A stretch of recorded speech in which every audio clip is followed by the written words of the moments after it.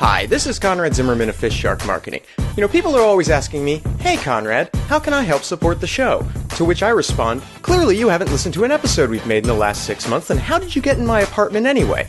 But if you like the show and you want to help us out, go check out patreon.com/FistShark or click the big Patreon button at fistshark.com. And thanks for listening.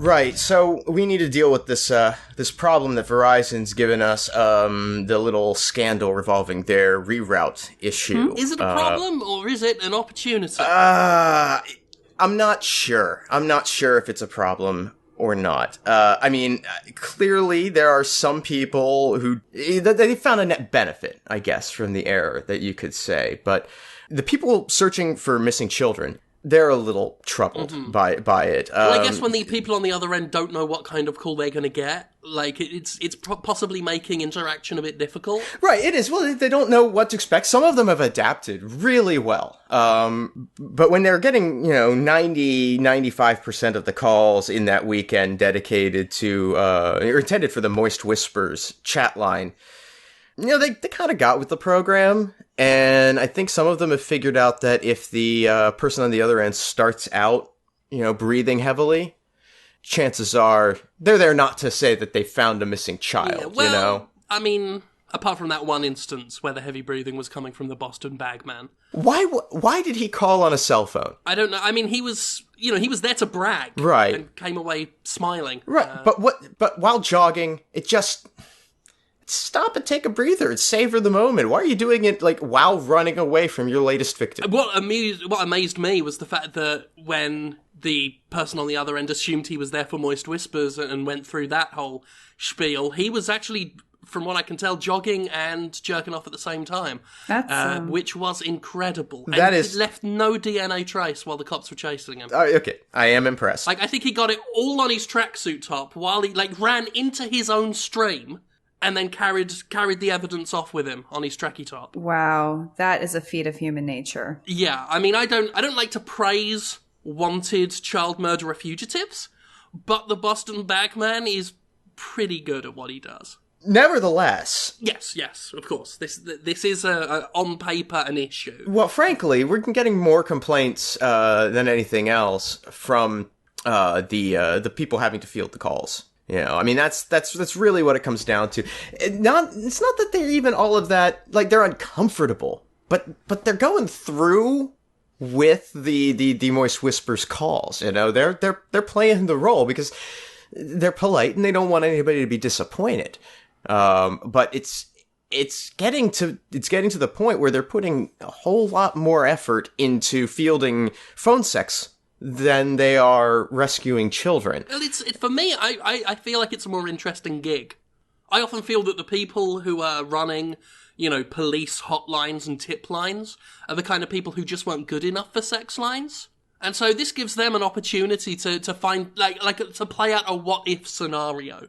What if I was a sex operator? Which really, in the terms of telecommunications jobs, is the WrestleMania of gigs. Yeah, if you're answering phone calls for a living, somebody calling in just to masturbate to your voice, that's kind of like being on stage at Wembley Stadium. Yeah, really. Yeah. When you think about it. And to be honest, I think that the skills that these people, that the Boston PD's operators showcase are incredible. These are talented, versatile phone operators. Now, in the names of research, I phoned up and had a wank.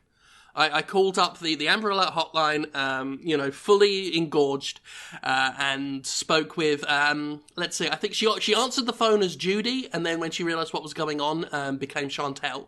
And Chantel was fantastic. 30 seconds all over my hand and phone. So that was good. And then I phoned up again and asked to speak to Judy. And put me through and filed a bogus sighting of a recent missing child. And she was just as good. Basically, I gave them Craig's description as holding the hand of this girl. And in 30 seconds, you were done also. And still had the tissues on hand, so it wasn't an issue. Well, and listening to some of the recordings, some of the operators combine both worlds. There are a few that use the technique to find out more information about the hidden child. They're like, where are you? Tell me where you are. And then they ease into it. Where's the child? Are they actually they're not actually getting any information out of that, right? Well, it's a tactic. That is actually, recently they caught Stanley Whitaker, that dude who'd been, burying bodies in the back of the skull. Yeah. He actually screamed his identity as he came. No. Yeah, apparently that's one. So that's where I'm wondering whether this is, I know that morally, parents and schools and the mayor and everyone are against it.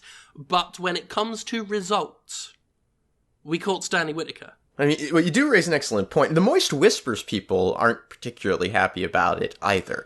Well, they're getting no calls. Right. They're not getting any calls. And as I'm led to understand, the stringent requirements to enter the police academy and become an officer involved in fielding the Amber Alert calls, a lot of the people who'd been working for Moist Whispers aren't meeting the qualifications.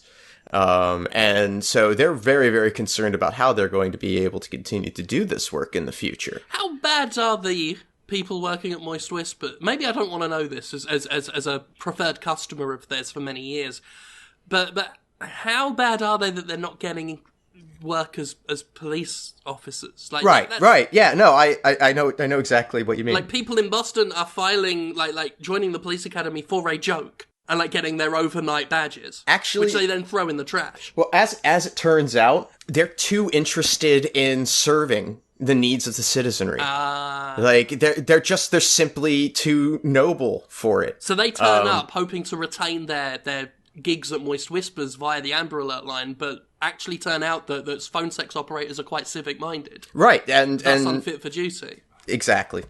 So that's why I feel on the one hand, there have been tremendous benefits out of this whole mishap. Because we've discovered talents in these individuals working at the police department that we never even knew existed. And that's wonderful. But at the same time, it's just government affecting the private sector. And I don't know, people are going to lose their jobs at Moist Whispers. It's very sad. Because, even after we get this fixed, now the word is out. Everyone knows that if you want to have a good time, you call the Amber Alert line. Because that's where the calls are going. Why fight it? At this point, I feel like it's just a mess for Verizon to reroute it. People are going to be confused. I feel like people are relying on the Amber Alert line now. Let's just do a rebranding. Rebrand. Call it the Amber Samba, so that you can call up to report a missing child or have a good time. Or both. Distressed fathers need some tension relief. Should we just set up a switchboard system? Press 1 for if you're calling with information about a missing child. Press 2 if you're looking to get your rocks off. How amenable is Moist Whispers changing their name to Amber Whispers? Or Moist Alerts. Guys, we need to talk about Duncan and Ted. They came rolling up again. In their carpool, they're carpooling again. I hate what they do. Well, it seems unnatural, I think, is what it is. In a professional environment, there's an expectation that you maintain some measure of distance from the other people that you work with. And they don't have that between them. No, they're besties. By their own, they call each other that. Hey, bestie. Hey, bestie. For two men in their late 40s, using the term bestie it makes my skin crawl. It is. The whole project management department is just over it. All 57 of them. And I can't blame them. I really can't. It was like that summer that they both tried out ponytails. Ugh. You're 38 and 42. Why are you growing a ponytail at this stage in your life? But Duncan wanted to do it, so Ted had to do it too. Yeah, I mean, it's slap bracelets at the moment. Where do they They're like bright pink, neon orange. I'm trying to look over invoices, and I've got 2 project managers outside my fucking office door, and I'm just hearing as they're just slapping slap bracelets on each other's wrists. I mean, where do they even get those anymore? Actually, I mean, they're working hard to be inseparable here. That might have been my fault. I was trying to do a thing a couple of months ago where we were bringing slap bracelets back, and I mean, they were for cocks. Like it was a sort of a penis sex role play thing, and it didn't work. I remember. Yeah. Well, the problem was with them all flesh colored. Yeah. It wasn't on. Now, Duncan and Ted have taken those and they put puffy paint all over them, and, with expressions like BFFs 4, numerical 4, EVR, I know. It's just... They've been talking all week about the big sleepover they're having on Saturday night. I don't know how their wives put up with it. They're talking about they're going to build a fort out of blankets in the living room and watch Alone in the Dark on YouTube on their smart TV, eating pizza slices. At Duncan's house. Mrs. Duncan I don't know how she puts up with it. She has to clean up after them when they're around there traipsing mud through the house. He has a kid that's off to college next summer, right? Yeah. Little Duncan Jr. I'm just, what does he think walking through the house and seeing Duncan and Ted in a pillow fort? I know he's not, because he's actually my weed dealer, and I know for a fact he's not happy about it. I mean, they're bringing it into the office. It's one thing if it's outside. I mean, what you do, despicable in either case. What you do on your own time is your own deal. But when they wear matching Hawaiian shirts for Casual Friday, that's just too far. It's done. It's not on. You know what? What pisses me off most about this is that they're not fucking. If this was sexual, I would have less of a problem with it. Co-workers banging, I can handle that. Co-workers getting along for just no reason, I don't understand. I thought they were.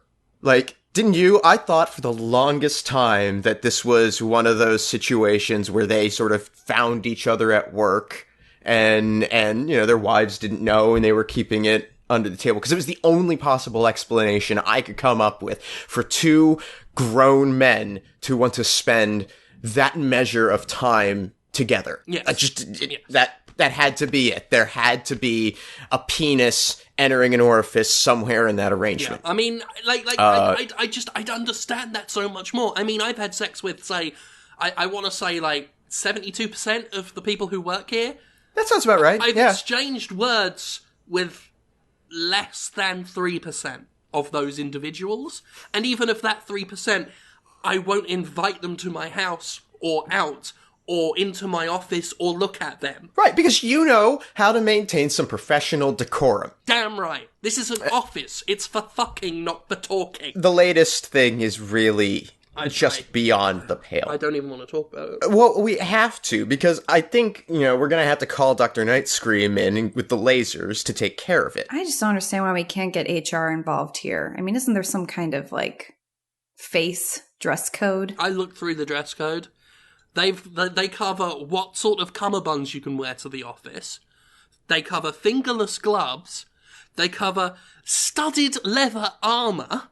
And there's nothing in there about tattoos of any description. I don't mind a tattoo that you can cover up. I mean, this is a business. It's an expectation. The only other tattoo I think that's acceptable around the office is the teardrop. Yeah, that's okay. I'm accepting of that as a personal statement. The teardrop and everything else that we've tattooed on Craig over the years. Well, penises, that the chest one that says "I am a twat." Right, but a face tattoo, if you're not Mike Tyson, don't do it. Just don't do it. It looks terrible. And then what they got on their faces, matching face tattoos. Why would you choose that? I mean, I just can't even tell them apart at this point. And Duncan's got Ted's face tattooed to his face. Ted has his own face tattooed to his face. Yeah, They both look like Ted. Why did they not have each other's faces? Why is it Duncan with Ted and Ted with Ted?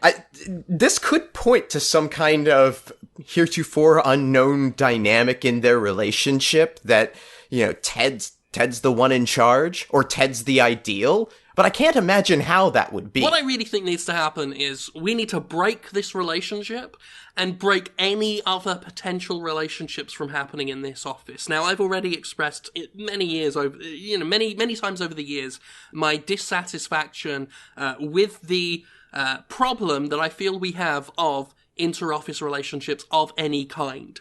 Now, if I had my way, no one in this building would talk to each other. Right. I don't like verbal communication because that opens the door to knowing about people and their lives, which I just find inappropriate.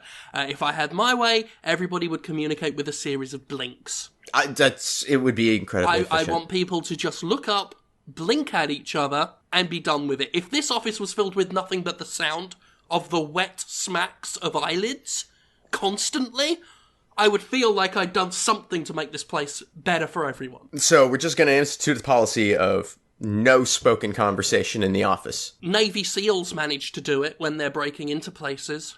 Like, that's very different from what we do, which is to try to promote our clients and their interests. It's not very different. I mean, we do some breaking and entering.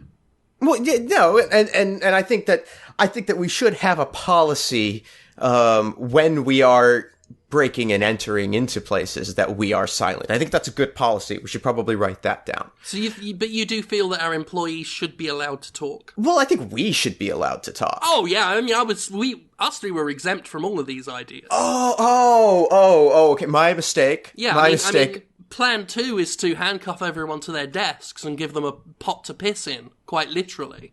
So, and obviously I wasn't going to extend that to us. I don't like pissing in pots much. Me. Exactly.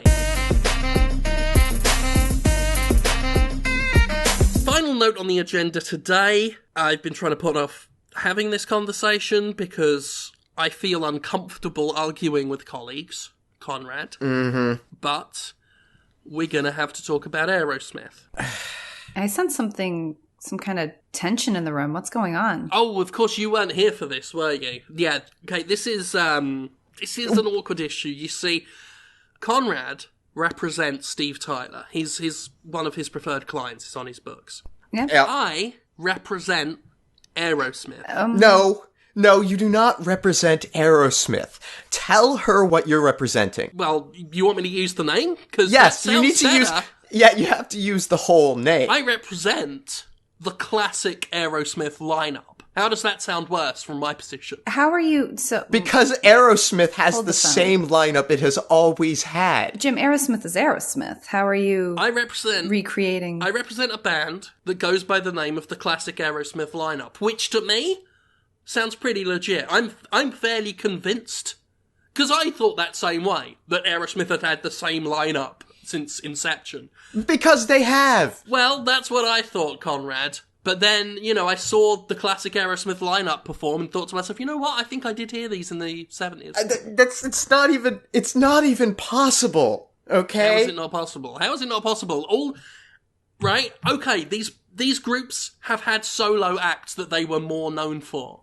Right, but, okay, you have Adriana Grande in the group. Yeah, she's the Steve Tyler of the group. She was the original Steve Tyler. Right, but she wasn't Ariana even Grande. alive when Aerosmith was popular for the first time, or I even think maybe the second time. I don't remember that. I don't remember that at all. All I remember, in my mind, thinking, I remember Ariana Grande with her ear against the wall looking confused while Run DMC were playing in the next room. And there was a whole thing, she's got a tattoo behind her on the drums. They're annoyed. Missy Elliott playing the bass guitar. And Tiffany on lead. So let me get this straight. Jim, you have this Ariana Grundle fellow. Ariana, yeah, Ariana Latte, yeah. Ariana Grande. She's lead. Yeah. Yeah, so Ariana Grande is Awards. leading the band, and you have all of these other acts lined up ready to perform Aerosmith songs? Here's the lineup, right? as Steve Tyler, the original Steve Tyler, as she calls herself now, you've got Ariana Grand Budapest Hotel, okay? On drums, you've got both members of Tattoo, the two homophobic Russian girls. Right, and they're sharing one kit. Well, they don't know how to play drums very well, but together they make a full drummer. Just like the classic Aerosmith lineup that we all know and remember.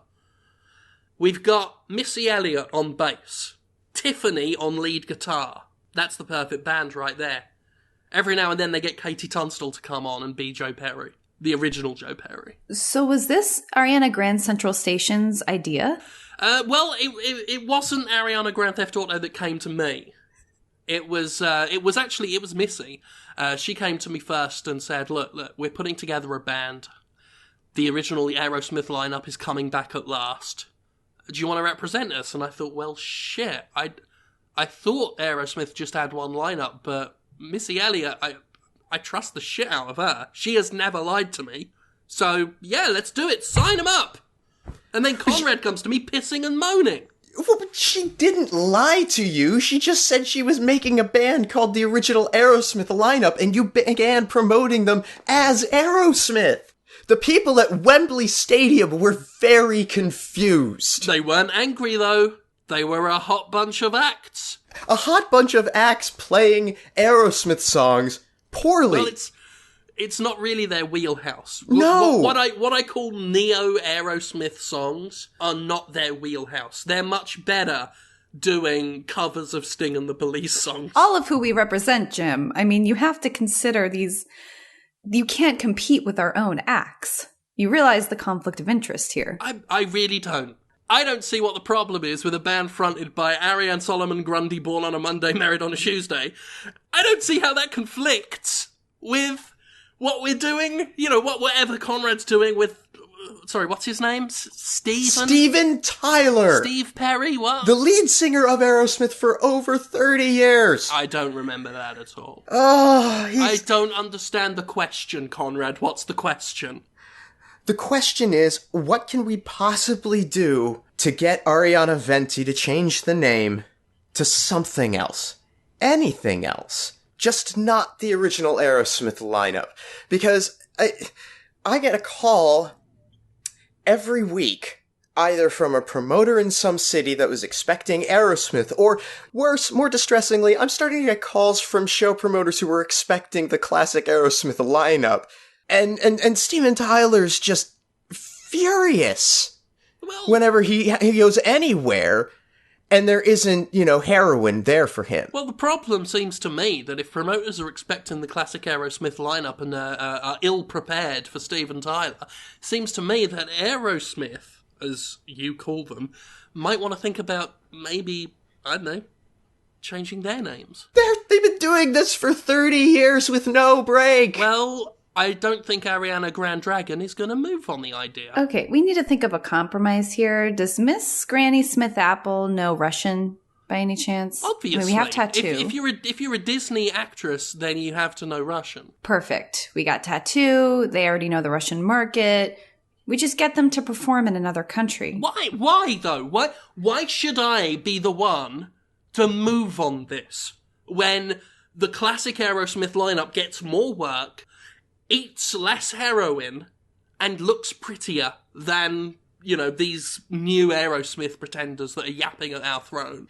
Because he does have a point, Conrad. Because I figure I got maybe 5 years tops left to milk this account while it's still gonna peak for nostalgia factor, and then as soon as they start dying, I'm expecting to reap a lot of benefit. Here, these people are young. You're gonna have a long time to exploit them. That does not help me, Conrad, because you know full well that the classic Aerosmith lineup have a suicide pact for 3 years' time. They're all going to drive off a cliff in a big bus that's on fire. They said it's going to be rock and roll. That was Ariana Grand Slam whatever's final words. That's what she wants. Oh, you're right. That's going to be huge. All right, look, I'll try to talk to Steven again about changing the name. You're trying to talk, it doesn't make much sense. I tried calling him once, it was just a... It sounded like the Tasmanian devil. FistShark Marketing is Jim Sterling, Conrad Zimmerman, and Caitlin Cook. Theme music by Ben Rama. Additional music by Alazar Chan. Our editor is Nick Malone. Get more episodes and learn how to help support the show at FistShark.com. Follow us on Twitter at FistShark for more of our exploits. Complaints can be forwarded via email to fistsharkmarketing@aol.com. And remember, love means never having to say you're sorry. And we love you. Goodbye.